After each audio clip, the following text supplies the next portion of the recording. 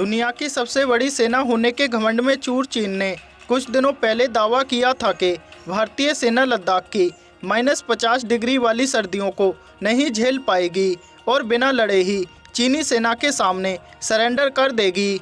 लेकिन अभी तो लद्दाख में सर्दियां ठीक से शुरू भी नहीं हुई हैं।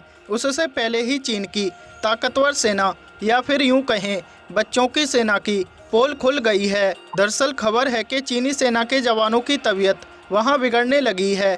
चीनी सैनिकों के ठंड की वजह से बीमार पड़ने के इस पूरे मामले से वाकिफ एक सैन्य अफसर ने बताया कि चीनी मेडिकल टीम ने चीनी सेना के कुछ सैनिकों को पेंगोंग त्सो झील के उत्तरी तट पर फिंगर एरिया के पास ऊंचे मैदान में बने अस्पताल में भर्ती कराया है।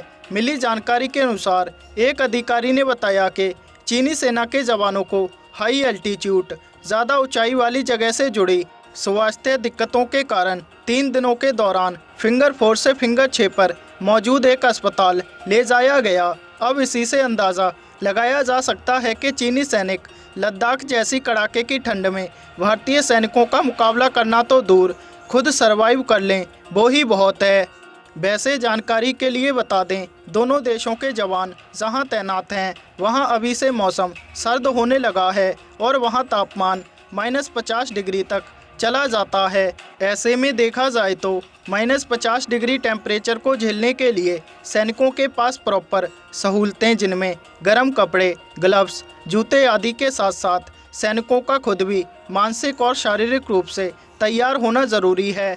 इसके लिए बाकायदा इस हाई एल्टीट्यूड में सरवाइव करने के लिए सैनिकों को ट्रेनिंग भी दी जाती है। लेकिन फिर भी कुछ सैनिक शारीरिक और मानसिक रूप से तैयार नहीं हो पाते, जिसकी वजह से वो इस कड़ाके की ठंड में बीमार होने लगते हैं। कई बार इस भयंकर ठंड और बर्फ़ की वजह से सैनिकों की जान भी चली जाती है।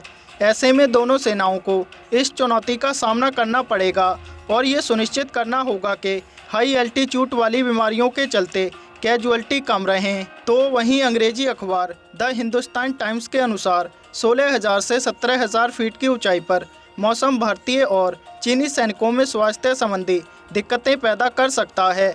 फिलहाल अभी तो कड़ाके की ठंड नहीं आई है, लेकिन आने वाले हफ्ते और महीनों में परिस्थितियां और भी बदतर होंगी।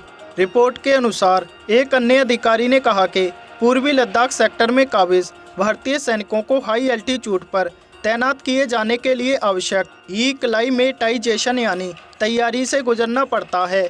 लेकिन भारतीय सेना के पास मौसम संबंधी ऐसी किसी भी आपात स्थिति से निपटने के लिए पर्याप्त चिकित्सा सुविधाएं उपलब्ध हैं।